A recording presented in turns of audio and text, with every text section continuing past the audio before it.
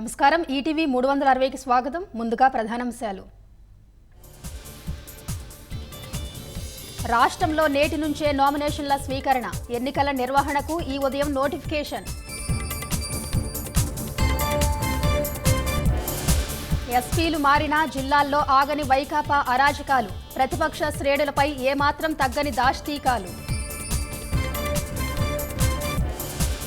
జగనాసురుడి ఓటమి లాంఛనమేనన్న చంద్రబాబు, 25 ఏళ్ల భవిష్యత్తు కోసమే ఈ ఎన్నికలన్న పవన్ కళ్యాణ్.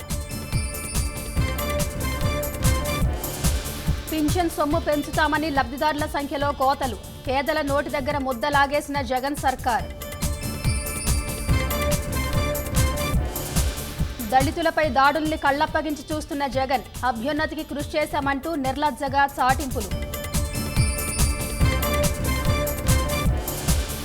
విశ్వసనీయతపై ప్రతిపక్ష నేతగా జగన్ శ్రీరంగ నీతులు, సిపిఎస్ పై మాట తప్పి వేతన జీవులకు వేధింపులు.